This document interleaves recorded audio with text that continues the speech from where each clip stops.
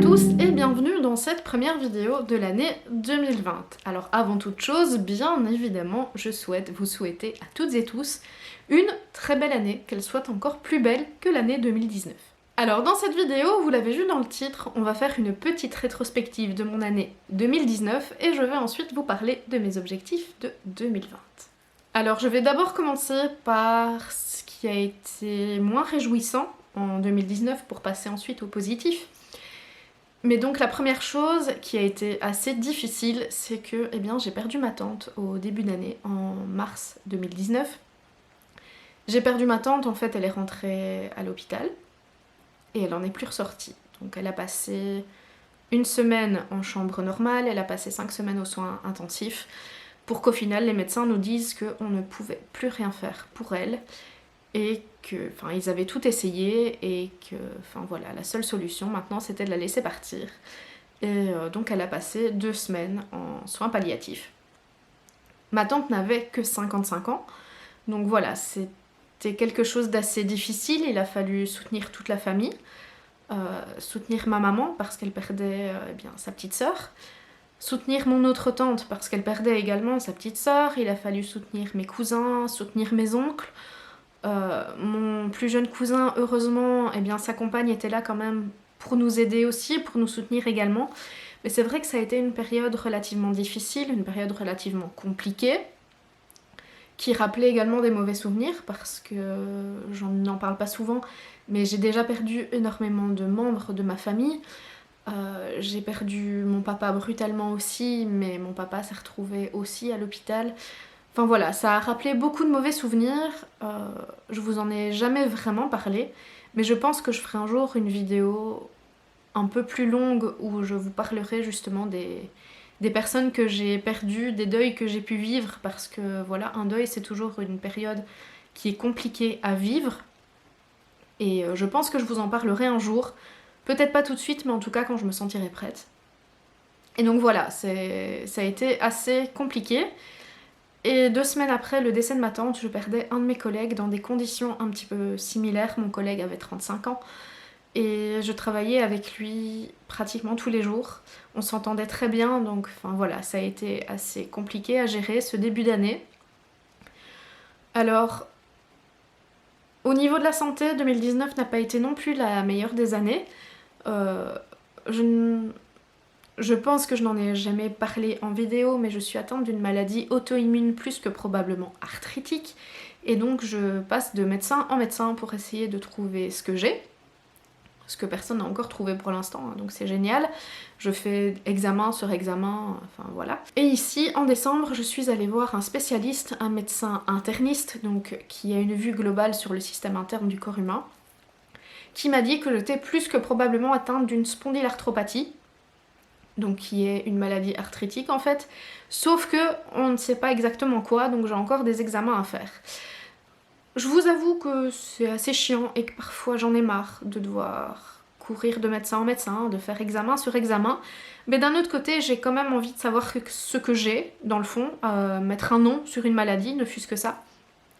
Parce que parfois j'ai des douleurs qui sont, je vais pas dire qu'elles sont insupportables, mais elles sont douloureuses. Voilà, j'ai des élancements comme ça qui par moments sont très douloureux, c'est très gênant. Mais voilà, simplement j'aimerais avoir un nom sur quelque chose. Simplement, je demande rien d'autre, mais ne fût-ce que savoir ce que j'ai, ce serait déjà très bien. Donc voilà, je continue les examens et on verra bien ce que ça donnera. Alors ça c'était pour le côté négatif de 2019, mais bien heureusement 2019 a eu ses côtés positifs. Et je pense que c'est le plus important à faire remarquer.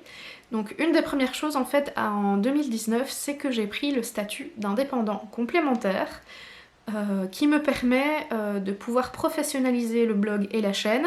Alors j'en suis encore loin, mais le jour où ça arrivera, je pourrai le faire sans aucun souci. Et ça m'a permis également de me lancer chez Younique. Je vous l'avais dit dans ma première vidéo Younique, la vidéo où je déballais avec vous mon sac de présentatrice. Alors je sais que c'est une marque qui n'est pas toujours très bien vue et je trouve ça vraiment dommage. Je sais que certaines présentatrices ont abusé, mais moi c'est une marque que j'aime. Je pense que si vous me suivez depuis un certain temps, vous devez savoir que si je me suis lancée là-dedans, c'est parce que j'étais convaincue par les produits. Et d'ailleurs, je ne suis pas du genre à faire du marketing agressif, je ne suis pas du genre sauvage à harceler les gens par MP, parce que bah voilà, à l'heure actuelle, ça fait 6 mois que j'ai commencé et on peut pas dire que j'ai beaucoup de clientes. Les clientes que j'ai sont des clientes qui ne connaissaient pas la marque avant, et que j'ai réussi à convaincre, qui sont tout à fait convaincues, et qui refont appel à moi. Donc ça déjà, c'est génial. Donc maintenant, mon but, ce serait essayer de faire changer d'avis aux gens qui n'aiment pas cette marque ou qui ne veulent pas acheter par principe, parce que moi, je l'adore. J'adore les produits. Je vous en ai quand même quelques fois parlé dans d'anciennes vidéos avant que je ne me lance. Donc voilà. En tout cas, moi, je reste convaincue par cette marque et j'y prends du plaisir. Donc maintenant, j'espère juste réussir à convaincre les gens à me faire confiance, tout simplement. Alors 2019, ça a été aussi eh bien, une année où j'ai voyagé. Vous savez que bien, j'aime voyager.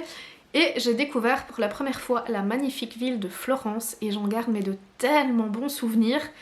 Un peu de frustration aussi parce que j'avais pas pu faire tout ce que j'avais voulu faire, mais justement ça me donnera l'occasion d'y retourner, donc bien évidemment je suis super contente. Je suis également retournée à Paris. J'ai fait découvrir Paris à mon amie Géraldine qui ne connaissait pas, qui n'était jamais allée. Donc on a passé un chouette city trip et je suis retournée à Rome pour mon anniversaire et ça c'était absolument génial parce que j'adore cette ville aussi. Bon, à Rome, j'ai quand même eu du temps dégueulasse. Le premier jour j'ai été trempée, mais genre ma veste imperméable était trempée, c'était un truc de fou. Mais les jours suivants j'ai quand même alterné entre pluie et beau temps, donc finalement ça s'est bien passé. Et le jour de mon anniversaire j'ai eu du beau temps, donc bah voilà, c'était super. Donc je suis contente d'avoir voyagé, j'aurais bien aimé retourner à Marrakech, passer les fêtes de fin d'année à Marrakech.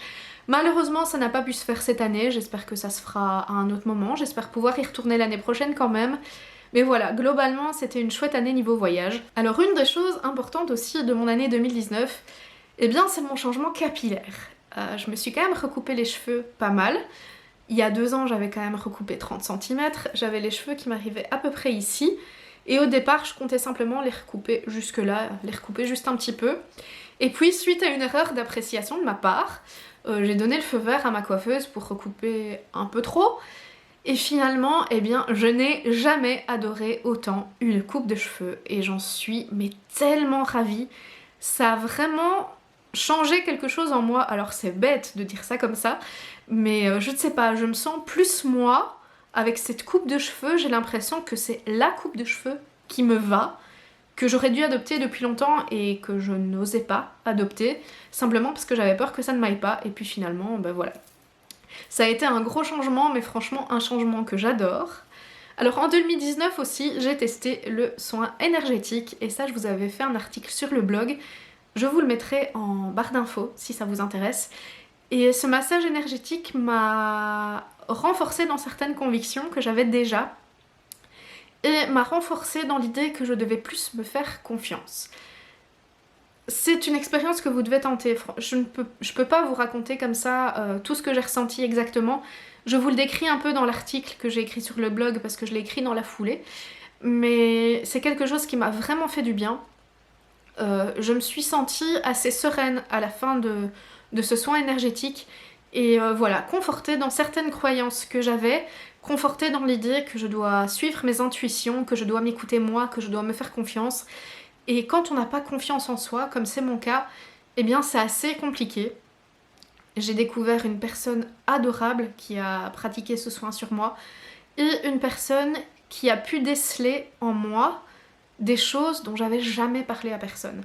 Alors, si j'en ai jamais parlé à personne, je vais pas en parler ici, bien évidemment, mais elle m'a dit certaines choses dont je n'avais jamais parlé à personne, pas même aux personnes les plus proches, et ça vous fout un coup de fouet en fait. Ça chamboule un peu tout, c'est assez particulier, mais franchement, si vous avez l'occasion de tenter, allez-y. Vous devez trouver la bonne personne, mais une fois que vous avez trouvé la bonne personne, c'est juste génial. Alors en 2019, j'ai également commencé quelque chose que je n'aurais jamais cru faire, que j'avais envie de faire depuis longtemps, mais je vous avoue que j'avais jamais osé. Et ici en 2019, je me suis dit, allez, essaye, tu verras, si ça marche pas, ça marche pas. Mais c'est le Krav Maga. Alors, le Krav Maga, c'est vrai qu'au cours de ces séances de Krav Maga, on fait beaucoup de boxe, mais ça fait un bien fou, ça défoule. Vous apprenez à vous défendre aussi, ça c'est hyper important. J'ai quand même appris à me défendre à des attaques au couteau. Alors c'est vrai que vous êtes en cours, vous n'êtes pas dans une situation dans la vraie vie, mais en fait vous enchaînez tellement les techniques de défense que tout est fait pour devenir un réflexe. Donc a priori le jour où ça devrait nous arriver, en espérant que ça ne nous arrive jamais, eh bien on aurait les techniques pour pouvoir se défendre face à une attaque au couteau. Alors on n'a pas encore appris toutes les techniques, c'est quand même c'est un apprentissage qui est long, mais franchement j'adore. Alors, suite à mes soucis de santé, c'est vrai que parfois je suis obligée de me mettre au repos parce que mon corps ne suit pas, mais c'est pas grave, j'ai décidé qu'en 2020, malgré tout, j'allais continuer parce que j'aime tellement ça défoule, ça fait tellement du bien, et franchement, mais vous en consommez des calories quand vous faites ce sport, c'est un truc de dingue. 2019, c'est aussi l'année où j'ai rencontré la nutritionniste qui a enfin pu m'aider dans mes soucis de poids. Je pense que ça se voit, hein, j'ai du poids à perdre. Le souci, c'est que je n'arrivais pas à perdre ce poids. Je prenais du poids sans savoir exactement pourquoi, parce que je ne changeais rien à mon alimentation. Je n'arrivais pas à perdre les kilos que je prenais sans savoir pourquoi, parce que je faisais des efforts. Et il s'est avéré que les examens combinés de ce que je devais faire pour ma maladie arthritique, enfin voilà, c'est un tout. Il s'est avéré que j'avais des problèmes de résistance à l'insuline, ce qui fait que je n'arrive pas à perdre du poids facilement et que je ne dois pas faire comme tout le monde. Donc c'est-à-dire que je ne suis pas une grosse mangeuse, hein, donc je ne me goinfre pas, je ne grignote pas, mais je dois suivre un régime spécial. Alors, je ne suis pas diabétique, je le précise tout de suite, j'ai juste un problème de résistance à l'insuline. Je suis intolérante aux médicaments, sinon c'est pas drôle, je les supporte pas, ils me rendent malade. Et donc on a décidé que le changement passerait par l'alimentation et par le sport. Et donc cette nutritionniste a quand même réussi pour l'instant à me faire perdre 4 kilos. Alors 4 kilos sur 3 mois, c'est vrai que c'est pas grand chose, mais comme elle m'a dit, étant donné ma situation, c'est déjà très très bien. Et donc je sais que je perdrai doucement, que je perdrai lentement, mais finalement je m'en fiche. Le principal c'est que je réussisse enfin à perdre du poids et que maintenant je sache pourquoi. C'est ça qui est important. C'est frustrant quand vous ne savez pas, quand vous faites des efforts, quand vous vous battez et qu'au final vous n'avez aucun résultat. Maintenant, avec le rééquilibrage qu'elle m'a donné adapté à ma situation personnelle, je vois la différence. J'ai quand même perdu 6 cm de tour de taille, ce qui n'est pas rien. Voilà, c'est un coaching chaque semaine, donc pour certaines personnes ça peut être motivant, pour d'autres personnes ça peut être chiant, mais moi ça me motive. Un coaching par semaine, on se voit pendant une vingtaine de minutes, elle prend mes mensurations, on discute, elle me fait des plans alimentaires, elle me donne des petites astuces et franchement je trouve ça juste génial et je suis motivée à continuer également en 2020 parce que la santé c'est important, faut pas le prendre à la légère. Et je sais que je me sentirai encore mieux dans ma peau, donc c'est une chose que je ne dois pas lâcher. Et alors pour terminer, en 2020, je me suis fait tatouer. Je vous l'avais mis sur Instagram, je vous l'avais partagé en story sur Instagram. Et en fait c'est un petit coup de tête. J'avais vu un flash, il me plaisait bien. J'ai pris rendez-vous chez le tatoueur et puis voilà. Bon, c'est pas un gros tatouage hein, comme j'ai déjà pu faire. C'est vraiment un petit truc, mais voilà, moi je le trouvais mignon et je me suis dit que c'était une belle façon de terminer l'année. Donc voilà. Alors pour 2020, j'ai pris la décision de ne plus faire de vaines promesses. Vous avez remarqué que malgré tout ce qui m'est arrivé pendant cette année 2019, j'ai quand même été beaucoup plus régulière sur YouTube, pas sur le blog mais sur YouTube et sur Instagram, et donc je vais continuer sur ma lancée. Je vais essayer de mieux m'organiser. Je dis essayer parce que j'ai vraiment des problèmes d'organisation, hein. Je suis absolument pas organisée. Mais j'arrive quand même à tenir un rythme plus ou moins régulier. Donc voilà, je ne vais pas vous dire que je vais faire une vidéo par semaine, que je vais faire un article par semaine, parce que je sais que je ne m'y tiendrai pas. Je vais juste essayer d'être plus régulière. Je vais également essayer de me mettre un petit peu plus au yoga. Je pense que c'est quelque chose qui peut me faire beaucoup de bien. Et je vais également me remettre à la natation en plus du Krav Maga parce que j'ai nagé pour une bonne cause il y a quelques semaines et ça m'a fait un bien fou, donc je pense que je vais me remettre à la natation. Je vais bien évidemment continuer le Krav Maga, continuer mon rééquilibrage alimentaire et je pense que je vous en ferai un point un peu plus en détail dans une prochaine vidéo. Je vais continuer mon activité d'indépendante complémentaire, je vais continuer mon activité unique, je vais essayer de m'impliquer un peu plus, peut-être essayer d'interagir un peu plus avec les gens. Je vous avoue que je ne sais pas encore comment m'y prendre parce que je ne veux pas être vue comme une harceleuse, mais je vais essayer en tout cas de développer un peu plus mon activité, essayer de me faire connaître un peu plus. D'ailleurs, si vous avez envie de me donner un coup de pouce, eh bien n'hésitez pas à partager ma boutique et ma page Facebook, ça me fera plaisir.